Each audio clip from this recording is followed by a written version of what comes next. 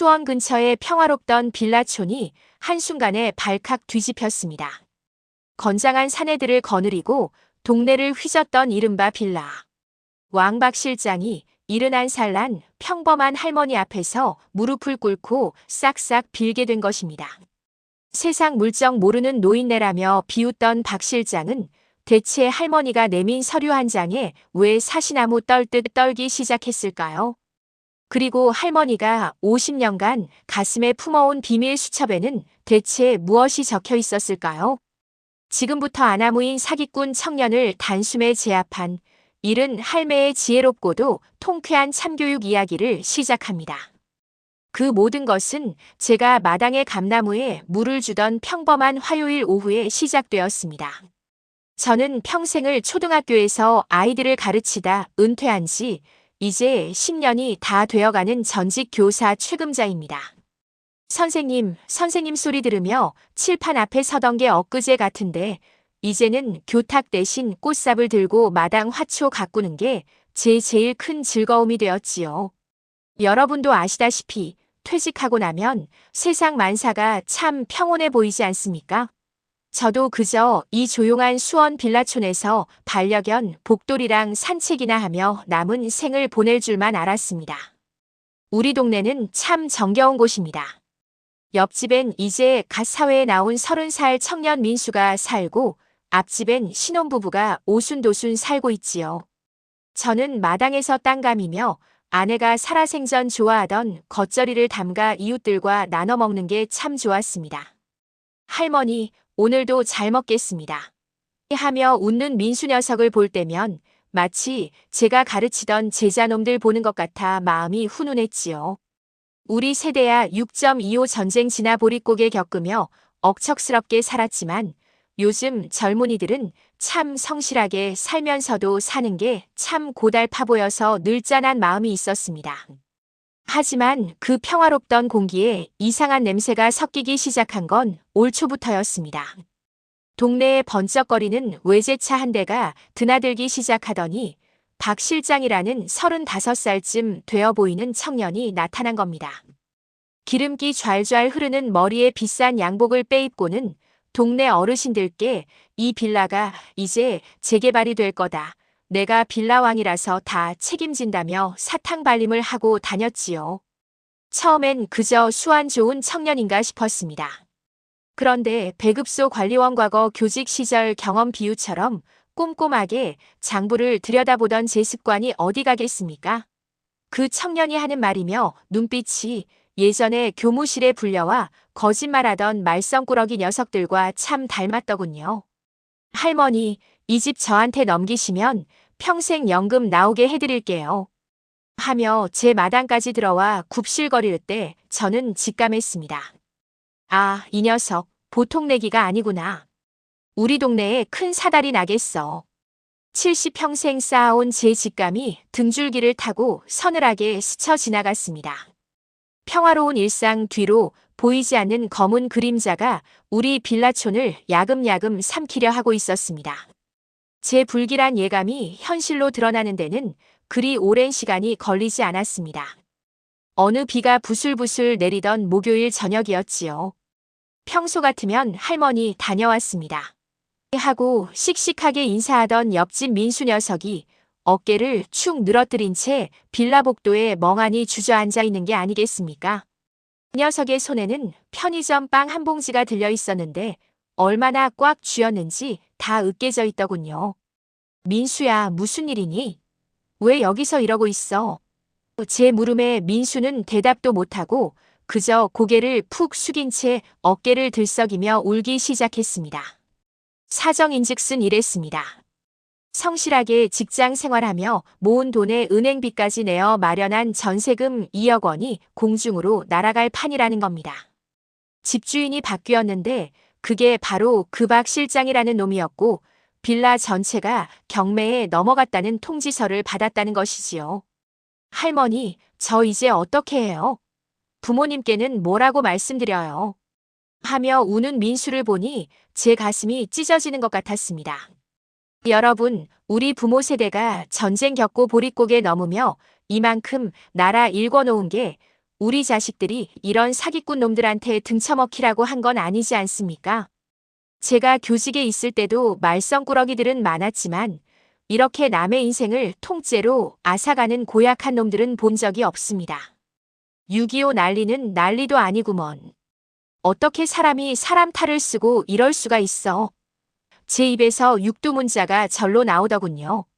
민수뿐만이 아니었습니다.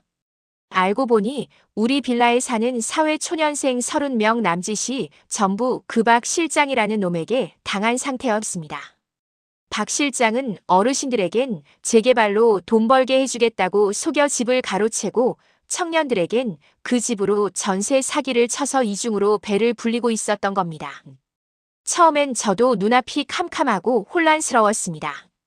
내가 그저 늙은 노인네일 뿐인데 저렇게 덩치 큰 사내들을 거느린 사기꾼 놈을 어떻게 상대하나 싶어 겁도 났지요. 하지만 민수가 울다 지쳐 잠든 모습을 보며 제 안에서 무언가 뜨거운 것이 울컥 치밀어 올랐습니다. 그래, 금자야. 너 일은 평생 헛살지 않았지 않니? 저 불쌍한 청년들 눈물 닦아줄 사람, 이 동네에 나밖에 없다. 는 생각이 번쩍 들더군요. 그때부터 저는 다시 안경을 고쳐 쓰고 50년 동안 써온 제 비밀 수첩을 펼쳤습니다. 사기꾼 놈의 눈에는 제가 그저 세상 물정 모르는 70살 할매로 보이겠지만 제 손에 쥐어진 이 수첩과 70년의 세월이 담긴 지혜는 결코 호락호락하지 않다는 걸 보여주기로 마음먹었습니다. 이제는 평화를 기다리는 게 아니라 제가 직접 평화를 되찾기 위해 움직여야 할 때라는 걸 깨달았습니다. 박 실장, 이 녀석. 임자 제대로 만났다는 걸 곧 알게 될 겁니다. 결심을 굳힌 뒤로 저는 예전 교직 시절 제자들을 수소문하기 시작했습니다. 선생님, 갑자기 웬일이세요? 하며 반갑게 전화를 받는 녀석들 중에는 어느덧 흰머리가 희끗희끗한 경찰 간부도 있고 법전 꽤나 읽었다는 변호사 녀석도 있었지요. 제가 조용히 박 실장이라는 놈의 뒤를 캐고 다닌다는 소문이 동네에 퍼지는 건 순식간이었습니다. 이 작은 빌라촌은 옆집 숟가락 개수까지 다 아는 곳이라 사기꾼 놈의 귀에 제 이야기가 들어가는 것도 시간 문제였지요. 그날 오후였습니다. 평소처럼 마당 감나무 아래서 복돌이 밥을 챙겨주고 있는데 대문 밖에서 시끄러운 자동차 경적 소리가 들리더군요. 나가보니 박 실장 그놈이 건장한 사내 둘을 옆에 끼고 비딱하게 서 있었습니다. 어이 할머니, 요즘 여기저기 다니면서 내 뒷조사하고 다닌다며? 곱게 늙으셔야지 왜 자꾸 남의 장사에 재를 뿌려? 그 녀석의 말투는 더 이상 예전에 싹싹하던 청년이 아니었습니다. 서슬 퍼런 눈빛으로 제 마당 안까지 쑥 들어오는데 순간 가슴이 덜컥 내려앉더군요. 여러분, 저도 사람인데 왜 무섭지 않았겠습니까? 70 넘은 늙은이가 덩치 큰 사내들 셋을 마주하고 서 있으니 손끝이 파르르 떨리더군요. 박 실장은 제 코앞까지 얼굴을 들이밀며 낮게 읊조렸습니다. 내일 당장 이 집 우리한테 넘기고 조용히 떠나세요. 안 그러면 할머니뿐만 아니라 그 옆집 총각한테도 무슨 일이 생길지 모릅니다. 이건 단순한 경고가 아니라 명백한 협박이었지요. 마치 예전 전쟁통에 들이닥친 군인들이 총부리를 겨누는 것처럼 숨이 턱 막히는 순간이었습니다. 하지만 그때였습니다. 담벼락 너머로 지켜보던 우리 동네 사람들이 하나둘씩 대문 앞으로 모여들기 시작했습니다. 금자 할머니, 무슨 일이에요? 박 실장, 왜 남의 집에 허락도 없이 들어와서 소란이야? 평소 소심하던 슈퍼 주인댁부터 무릎이 아파 거동이 힘들다던 김할머니까지 빗자루며 물바가지를 들고 나타난 겁니다. 박 실장 놈이 당황하며 주춤거리는 틈을 타 저는 녀석의 눈을 똑바로 쳐다보며 말했습니다. 이놈아, 내가 평생 아이들 가르치면서 너 같은 놈들 한둘 본 줄 아느냐? 내 집은 못 줘도 내 죄는 반드시 세상에 내놓을 거다. 녀석들은 침을 뱉으며 물러갔지만 그날 밤 저는 잠을 이룰 수 없었습니다. 녀석들이 민수에게 해를 끼칠까봐 그리고 이 조용한 동네가 정말 풍비박산이 날까봐 두려웠지요. 하지만 이웃들이 보여준 그 따뜻한 손길이 제 안의 불꽃을 다시 지폈습니다. 그래, 혼자가 아니다. 우리 동네는 우리가 지켜야지. 절망의 순간에 피어난 분노는 이제 치밀한 작전으로 바뀌기 시작했습니다. 녀석의 탐욕이 가장 극에 달할 때를 기다려 저는 마지막 함정을 파기로 마음먹었습니다. 박 실장이 제 마당까지 들어와 협박을 하고 간 그날 밤, 저는 떨리는 손을 진정시키며 서재 책상 앞에 앉았습니다. 녀석은 제가 그저 겁에 질려 짐을 쌀 줄 알았겠지만 큰 오산이지요. 저는 70평생 수많은 말썽꾸러기 제자들을 선도해온 사람 아닙니까? 녀석의 그 뻔뻔한 눈빛 뒤에 숨겨진 탐욕이라는 약점을 저는 이미 읽어냈습니다. 이놈아, 내가 아무리 잔머리를 굴려도 이 할미 손바닥 아니다. 저는 50년 넘게 써온 제 보물 1호 빛바랜 비밀 수첩을 펼쳤습니다. 가장 먼저 한 일은 예전 제자들에게 정식으로 도움을 청하는 것이었습니다. 선생님, 제가 박 실장 그놈 뒤를 캐보니 아주 지독한 놈이더라고요. 경찰 간부가 된 녀석은 이미 박 실장이 다른 지역에서도 비슷한 사기를 치고 다닌 정황을 파악하고 있었습니다. 변호사가 된 제자는 박 실장이 법망을 피해가는 구멍이 바지 사장 명의의 계약이라는 점을 짚어주었지요. 저는 녀석들의 보고를 들으며 마치 전쟁터의 장수처럼 지도를 펴놓고 녀석이 빠져나가지 못할 그물을 짜기 시작했습니다. 여러분, 우리 나이 되면 힘은 없어도 사람 보는 눈이랑 세상 돌아가는 이치는 훤하지 않습니까? 제 작전은 간단하면서도 치명적이었습니다. 박 실장의 가장 큰 약점인 탐욕을 건드리는 것이지요. 저는 동네 슈퍼 주인댁과 민수에게 비밀을 유지해달라고 부탁한 뒤 동네에 소문을 퍼뜨렸습니다. 금자 할머니네 땅이 알고 보니 재개발 핵심 부지라더라. 할머니가 거액을 제안받고 고민 중이라더라. 하는 가짜 정보를 흘린 겁니다. 녀석이 제 땅을 헐값에 가로채려던 욕심을 이용해 오히려 녀석의 전 재산을 이 판에 쏟아붓게 만들 미끼를 던진 것이지요. 준비 과정은 철저했습니다. 저는 제자들의 도움을 받아 마당 곳곳에 고화질 감시 카메라를 숨기고 녀석과의 모든 통화를 녹음할 수 있는 장치도 마련했습니다. 무엇보다 중요한 건 녀석 앞에서 연기를 하는 것이었지요. 아이고, 박 실장님. 어제는 내가 노망이 났었나 봐요. 다시 생각해보니 실장님 말이 맞는 것 같아. 하며 녀석의 경계심을 허무는 연습도 수십 번을 했습니다. 자식 같은 청년들의 피눈물을 닦아주기 위해서라면 이 정도 연극쯤이야 아무것도 아니었습니다. 드디어 녀석이 제 미끼를 물었다는 소식이 들려왔습니다. 박 실장이 제 땅을 차지하기 위해 거액의 투자금을 모으기 시작했다는군요. 이제 녀석은 제가 파놓은 구덩이 안으로 제 발로 걸어 들어오게 될 겁니다. 70년 세월이 가르쳐준 가장 큰 교훈은 정의는 때로 기다림의 미학이 필요하다는 것이지요. 녀석의 탐욕이 가장 뜨겁게 달아오를 그날 녀석 50년간 품어온 이 수첩 위의 탐욕 페이지를 장식할 준비를 마쳤습니다. 드디어 약속한 결전의 날이 밝았습니다.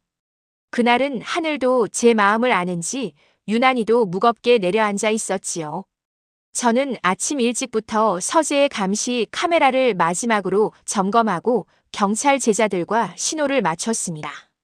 선생님, 제가 대문 밖에서 대기하고 있을 테니 신호만 주십시오. 하는 제자의 듬직한 목소리에 떨리던 가슴이 조금은 진정되더군요. 여러분, 70 넘은 늙은이가 사기꾼 놈이랑 판돈을 걸고 연기를 하려니 이게 보통 일이 아니었습니다. 하지만 우리 민수 녀석의 그 젖은 눈망울을 생각하면 못할 일이 없었지요. 오후 2시 정각 대문 밖에서 익숙한 외제차 소리가 들렸습니다. 박 실장 그놈이 돈 가방을 옆에 끼고 나타났더군요. 녀석의 눈은 이미 탐욕으로 번들거리고 있었습니다. 할머니, 정말 현명한 선택하신 겁니다. 이제 이 서류에 도장만 찍으시면 할머니 여생은 제가 책임진다니까요. 녀석은 제가 파놓은 구덩이도 모른 채 제 땅을 가로챌 생각에 싱글벙글 웃으며 계약서를 내밀었습니다. 저는 일부러 손을 조금씩 떨며 말했습니다. 박 실장, 이거 정말 확실한 거지? 내 평생 모은 전 재산인데. 녀석은 제 떨리는 손을 보며 회심의 미소를 짓더군요. 하지만 녀석은 몰랐을 겁니다. 그 시각 제 집 마당 구석구석에 숨겨진 카메라들이 녀석이 이중 계약서를 내미는 장면과 이건 법적으로 아무 문제 없는 서류다라고 거짓말하는 입술을 하나하나 기록하고 있었다는 것을요.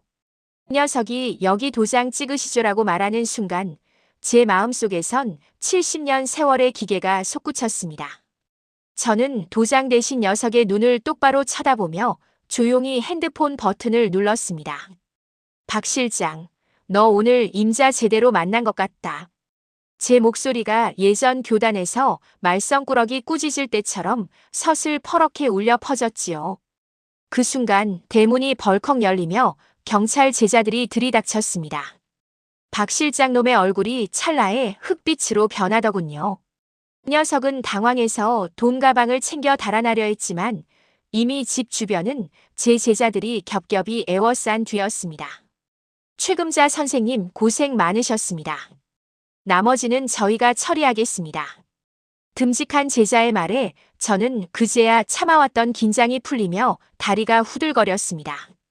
여러분, 그 서슬 퍼런 압록강 얼음물을 건너는 심정이 이랬을까요? 녀석이 수갑을 차고 끌려가는 뒷모습을 보는데 제 가슴 속에 맺혔던 응어리가 시원하게 씻겨 내려가는 기분이었지요. 하지만 이게 끝이 아니었습니다. 녀석이 가로챈 돈을 찾아내어 우리 동네 청년들에게 돌려주는 진짜 싸움은 이제부터 시작이었으니까요. 70살 할매의 매운맛을 보여준 이 통쾌한 오후, 저는 비로소 정이라는 게 우리 곁에 살아있음을 온몸으로 느꼈습니다. 박 실장이 수갑을 차고 끌려가면 다 끝날 줄 알았는데 세상 일이 그리 호락호락하지 않더군요.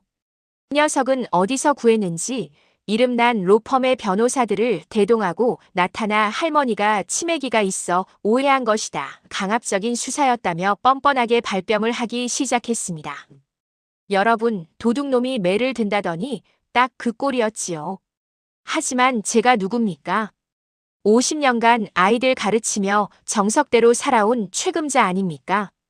저는 다시 한번 돋보기를 고쳐 쓰고 법정 증인석에 당당히 섰습니다.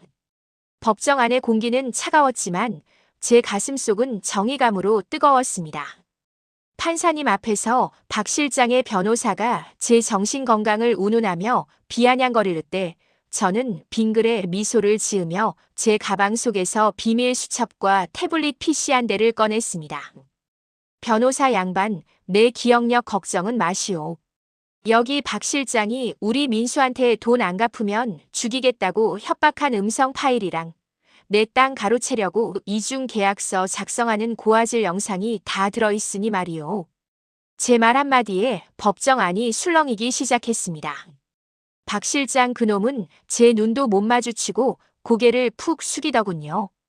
제가 제출한 증거들은 제자들의 도움으로 법적 효력을 완벽하게 갖춘 것들이었습니다. 특히 녀석이 노인네들 등쳐먹는 게 제일 쉽다며 자기 부하들과 낄낄거리던 녹취록이 울려 퍼질 때 방청석에 앉아있던 우리 동네 주민들은 참았던 분노를 터뜨렸습니다. 저는 판사님을 똑바로 바라보며 마지막으로 한마디 했습니다. 판사님, 저놈은 단순히 돈을 훔친 게 아니라 우리 청년들의 미래와 어르신들의 평생 일궈온 삶을 훔친 놈입니다. 나이가 무기라고 생각하는 녀석에게 법의 무서움을 꼭 보여주십시오. 결국 녀석의 화려한 변호인단도 제가 내민 철저한 증거 앞에서는 혀를 내두르며 포기하더군요. 박 실장은 그 자리에서 구속영장이 발부되어 차가운 구치소로 압송되었습니다. 녀석이 끌려가며 제게 던진 그 도끼 어린 눈빛. 저는 조금도 무섭지 않았습니다. 오히려 이놈아, 이제야 내가 공부할 시간이다. 인생 똑바로 사는 법을 거기서 톡톡히 배우거라 하는 마음이 들더군요. 70평생의 관록이 법의 심판을 이끌어낸 참으로 통쾌한 순간이었습니다. 이제 녀석의 재산을 환수해 우리 청년들에게 돌려줄 희망의 빛이 보이기 시작했습니다. 박 실장이 포승줄에 묶여 법정을 나가는 그 뒷모습을 본 날 우리 빌라촌 입구에는 커다란 잔치가 벌어졌습니다. 금자 할머니 정말 고맙습니다. 하며 떡을 해온 슈퍼덱부터 이제야 발 뻗고 자겠다며 제 손을 꼭 잡고 우는 신혼부부까지. 여러분, 70 넘은 이 늙은이의 마음이 이렇게 뿌듯했던 적이 또 있었나 싶더군요. 녀석은 징역 12년이라는 엄중한 처벌을 받았고 녀석이 숨겨두었던 52억 원의 자산은 전부 동결되어 우리 청년들의 보증금으로 돌아가게 되었습니다. 가장 먼저 달려온 건 역시 옆집 민수였습니다. 녀석은 제 손을 잡고 할머니 아니었으면 전 정말 인생 포기했을 거예요 하며 아이처럼 엉엉 울더군요. 저는 녀석의 등을 두드려주며 말했습니다.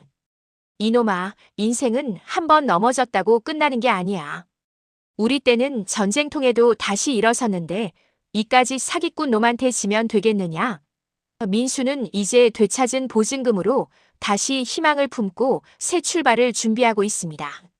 녀석의 얼굴에 다시 피어난 웃음을 보니 제 마음속의 감나무도 더 붉게 익어가는 것만 같았습니다. 이번 일을 겪으며 저도 배운 게 참 많습니다. 우리가 늙었다고 세상 물정 모른다고 무시하는 놈들이 있어도 우리에겐 그들이 가지지 못한 지혜와 정의감이 있다는 것을요. 우리 세대가 이 나라를 어떻게 일궜는데 이런 푼수 같은 놈들에게 우리 아이들의 미래를 맡길 수는 없지 않겠습니까? 저는 제 비밀 수첩의 마지막 페이지에 이렇게 적었습니다. 정의는 늙지 않는다. 다만 잠시 기다릴 뿐이다. 이제 우리 동네는 다시 예전처럼 정겹습니다. 저녁이면 된장찌개 냄새가 골목을 채우고 청년들은 퇴근길에 할머니 저 다녀왔습니다. 하며 활기차게 인사를 건넵니다. 제 마당의 감나무 아래엔 다시 평화가 찾아왔고 복돌이도 기분이 좋은지 꼬리를 연신 흔들어댑니다. 여러분, 세상이 흉흉하다 해도 아직 우리 곁엔 따뜻한 이웃이 있고 정의를 지키려는 용기가 있습니다. 저는 앞으로도 이 마당을 지키며 우리 동네의 든든한 버팀목으로 살아가려 합니다. 70살 할매의 참교육, 이 정도면 꽤 괜찮은 인생 이막 아니겠습니까? 이 영상이 가슴 시원하셨다면 구독과 좋아요 부탁드립니다. 여러분의 관심이 우리 이웃의 정의를 지키는 큰 힘이 됩니다. 마음샘TV 구독과 좋아요 사랑합니다. 감사합니다.